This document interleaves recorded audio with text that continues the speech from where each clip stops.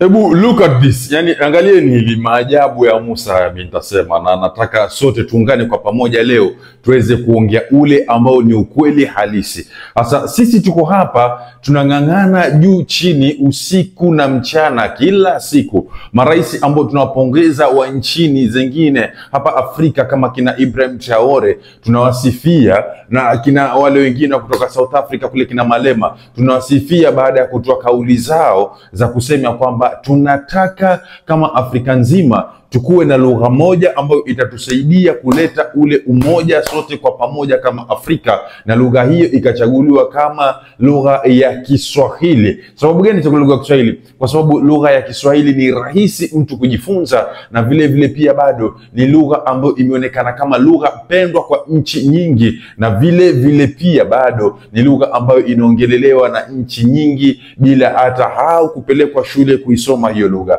Tukianza na nchi kama ya Tanzania, tukienda nchi kama ya Kenya, tukienda nchi kama ya Uganda, tukienda nchi kama ya Kongo, tukienda nchi kama ya Burundi, tukienda nchi kama ya yule kiongozi wetu pale Rwanda. So unaona ni nchi takriban nchi 7, nchi 8 ambazo zinaongelea lugha ya Kiswahili pasi kufunzwa. Hata watu kutoka Switzerland pia wanaongea Kiswahili. Alafu leo kuna mtu kutoka nchi ya Uganda, ambayo nchi ya Uganda ama nchi ambazo zimeidhinisha Kiswahili kuwa lugha ya mama ama kuwa lugha ambayo inaweza kutumika bungeni ama lugha ambayo inaweza kutumika kwa nchi, yani it's a national language, ni pamoja na Tanzania, Kenya, Uganda, Rwanda na Burundi.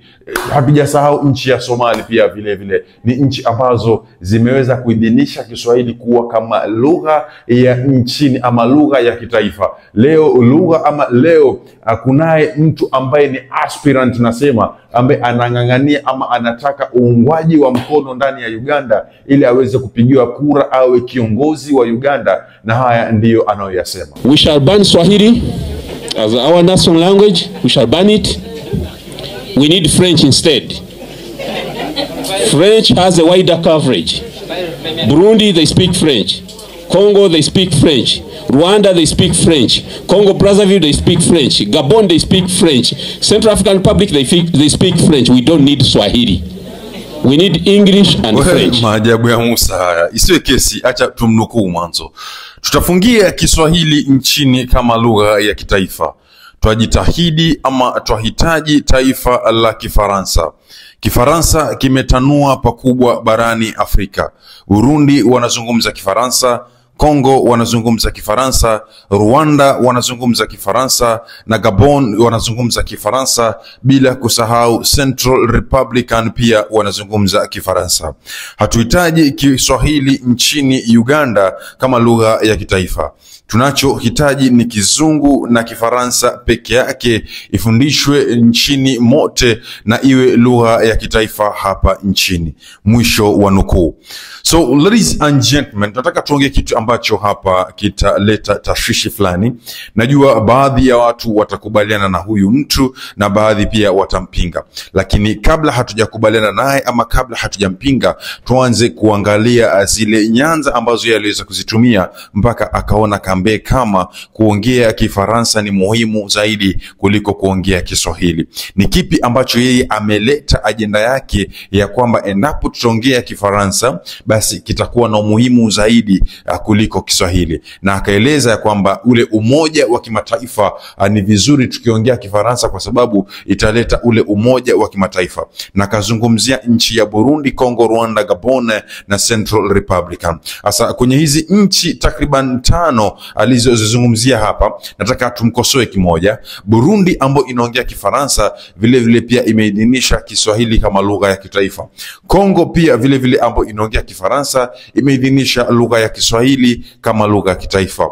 Rwanda ya Kagame pia vile vile navyo pia imeidhinisha lugha ya Kiswahili kama lugha ya kitaifa, isipokuwa nchi ya Gabon na nchi ya Republic of ya Central Republic ndio bado haijaidhinisha lugha ya Kiswahili kama lugha ya kitaifa. Sasa hapa tunapata ule mtizamo ya kwamba nchi zile pia ambazo ndo tunaambiwa tuzifuate ziwe kama ziwe kama mfano bora ya kwamba basi kama ni hivyo nchi kama ya Afrika ama nchi kama za East Africa ziweze kuzungumza lugha ya Kifaransa ama tujifunze Kifaransa kama lugha ya kitaifa.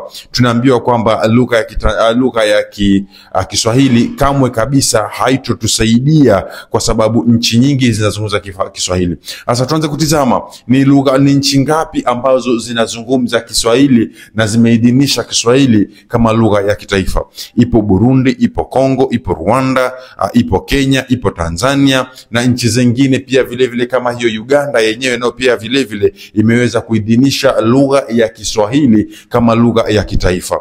Sasa tutapata mtu kama yule ambaye ni Malema wa South Africa ambaye pia alikuwa anatafuta uungwaji mkono awe rais wa South Africa. Aliweza kusimama na pia akasema kwamba itakuwa bora vizuri zaidi endapo Afrika nzima tutapata walimu ambao watafundisha lugha ya Kiswahili ili iwezekane Swahili ikuwe lugha ya Afrika. Basi ukiongea Kiswahili popote pale hapa duniani ujulikane kwamba wewe umetoka Afrika, na vile vile pia iweze kutumika kwenye zile ambazo tutazita mikutano ambayo kila Mwafrika anapaswa aweke kauli yake ama kauli zake ziweze kusikika. Basi lugha ya Kiswahili ingekuwa bora zaidi kutumika ili kila mtu awe wa kwanza kusikia na kuelewa hino lugha. Na isitoshe tu hata Burkina Faso pia yule ambaye ni rais ambaye ni jemedari Ibrahim Traore ambaye amekuwa rais pendwa hivi majuzi, pia naye vile vile pia alisimama kidete na kusema kwamba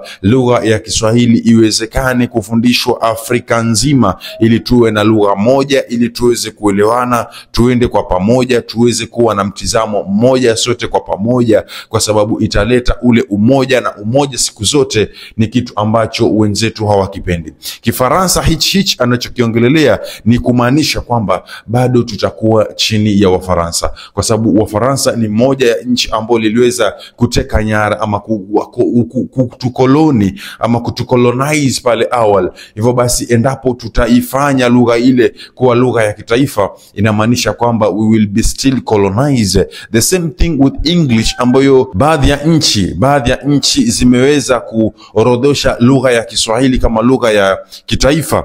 Pia vile vile tukumbuke kwamba ni ishara tosha ya kuonyesha kwamba bado tuko chini ya Uingereza, ambapo sidhani kama ni sahihi. Nadhani wale ambao wanajua Kiingereza waendelee kuongea Kiingereza wanavyotaka, na wale ambao wanajua Kifaransa waendelee kuongea Kifaransa vile wanavyotaka. Lakini mtu kijitoa ama mtu kujitokeza hadharani na kusema kwamba yeye yuko tayari atafute uungwaji wa kura ili aweze kupewa kura awe kiongozi wa nchi kati ya hizi nchi za Afrika hapa, na moja ya ajenda yake ni kwamba endapo atachaguliwa basi atafanya juu chini ili ile nchi ambayo amechaguliwa aweze kuidhinisha lugha ya Kifaransa ilikuwa lugha ya kitaifa.